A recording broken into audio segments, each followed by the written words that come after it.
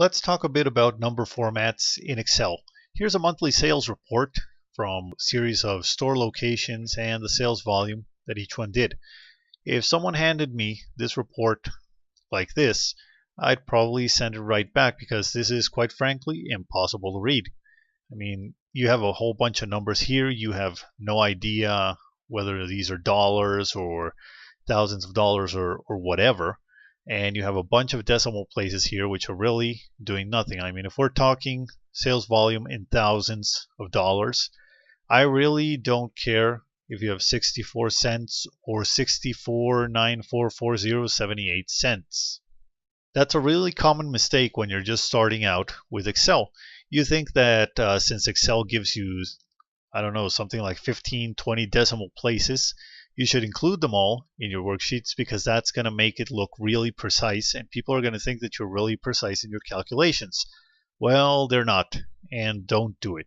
I mean, one decimal place, maybe if you're working dollars, 2 decimal places is more than enough. That's going to be enough 99.9% of the time. The only people that maybe need 20, 30 decimal places are mathematicians, physicists, people who are calculating things that need to be extremely, extremely precise. But for most of us, which make up the 99% of the population that uses Excel, 1 or 2 decimal places or even no decimal places is more than enough. So how do we take out decimal places from the numbers? Well, that's something called number formats in Excel. Excel gives each cell a number format. And right now, there's no number format on these cells. So every decimal place up to a certain point is displayed in the cell.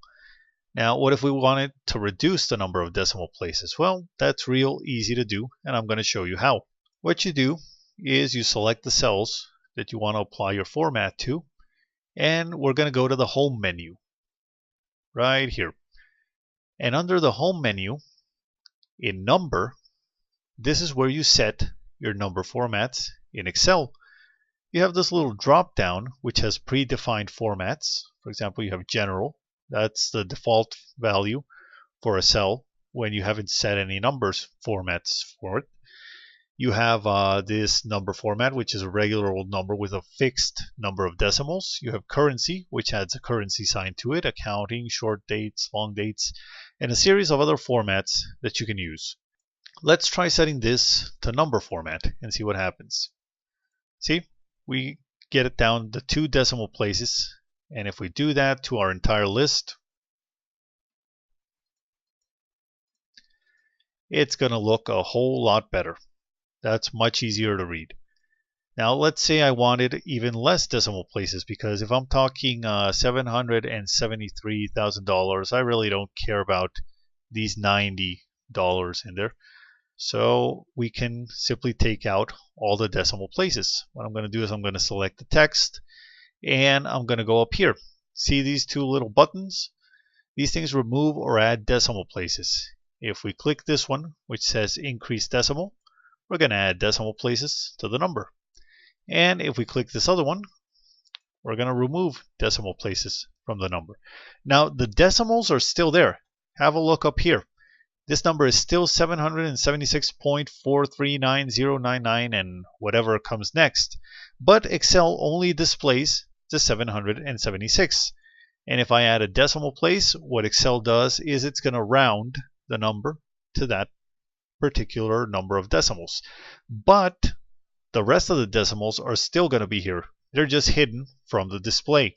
That's something really important to take into account, especially if you're transcribing these numbers by hand to another worksheet. So if I write 776.4 here, let's say in another place I was doing some other calculation based on this worksheet, and I manually type 776.4. I'm going to be leaving out all these decimals without knowing it. Now, it might not matter, but if you're trying, for example, to close a financial report or something that requires a check where it has to sum 0 at the end, well, you might have a problem here because, say, for example, if I subtract this one from this one, initially I get 0, but look at that. there's a decimal right there.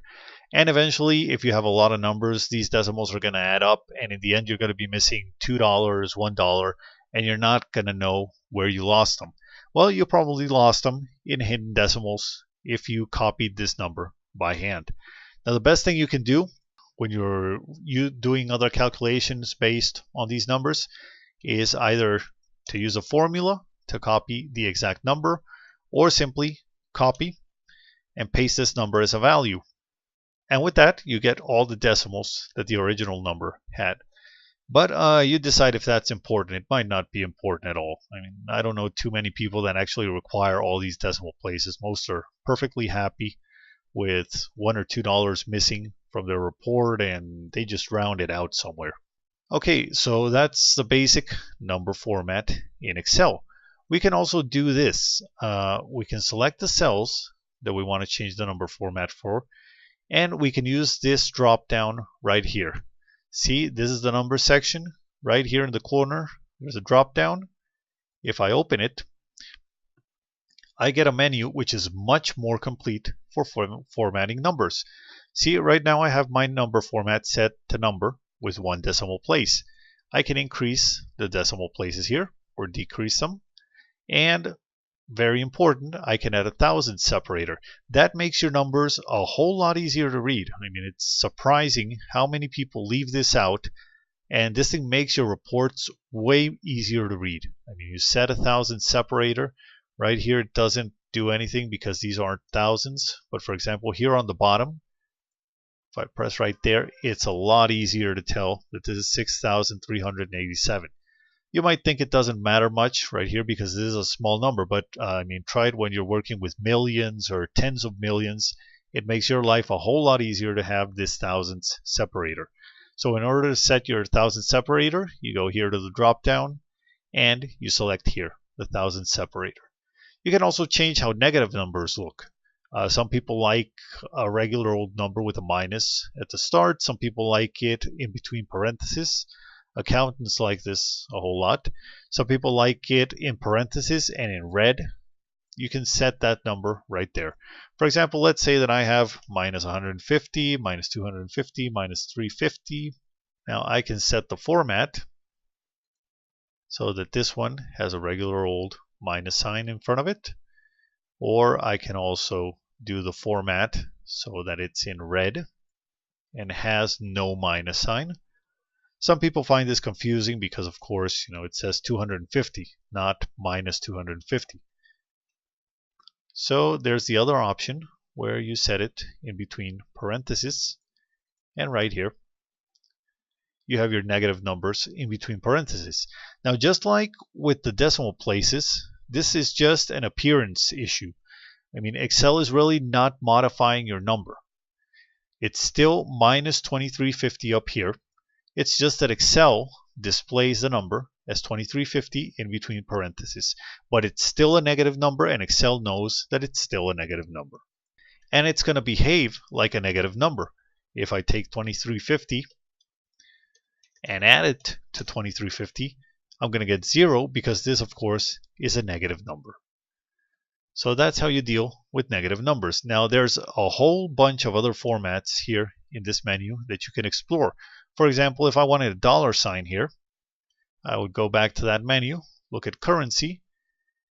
I keep my decimal places at 0, and I can select a currency symbol here. Say, for example, the dollar sign for the United States. And now my total has a dollar sign to it. There's also other formats here that you can look into. You can look at accounting formats, and these for date and time are especially useful. See here it says 2/15 of the 17. That's my regional date format, and that's what Excel uses to write out the dates. But if I wanted to change that, I could change it out here where it says date. And for example, instead of 2/15/17, I can say 14/3/2012. Now in this case, this date is badly written. It's 15/2 actually. So there it goes, 15th of February 2017. And that's what the number format is set. But I can also set it year, month, date, like that. So it changes format. There's a whole bunch of date formats here that you can explain, or in fact, you can even write out the date here, just like that. And have a look, same thing as the decimal places, same things as the negative indicator. This is still a regular old number in Excel 15/2/2017. It just changes the way that you display the number. And what else do we have here? This percentage. This is really important. This is another one that's used very commonly. Let's say that I wanted to add a column saying how much of the sales volume each store did. So I would simply copy this, would copy that, and I would place here sales volume in percent. So what I do to get a percentage is I simply divide each number. Don't worry about this formula. We'll see later how to use formulas in Excel. And I'm going to set my number to general so that you can see what happens here. Okay, right here, look at what happened. I get a whole bunch of decimal numbers with a whole bunch of decimal places, and in the end, the sum is 1. These are obviously percentages, and I know that the percentages are calculated right because in the end, the sum is 1, which is equal to 100%. But if instead of 0.013 I wanted to say 1.3%, that's where the percent format comes in. And the percent format is up here. It's this little button which says percent style, or like we did before, we can go to the drop down and we can select percentage. And just select the number of decimal places that you want. And here we are. Now I get the percentage of sales that each store did. And in the end, as I said before, total sum is 100%. So that's about all there is to number formats in Excel. You can also create custom number formats if you want something a little bit different. We're going to look into that a little bit later on. But for now, this is how you format decimal places, currencies, negative numbers, and percentages in Excel. Thanks for watching this video tutorial. If you liked the video, be sure to subscribe to our channel and to visit our website, cubicleoverlords.com, for more instructional videos like this one.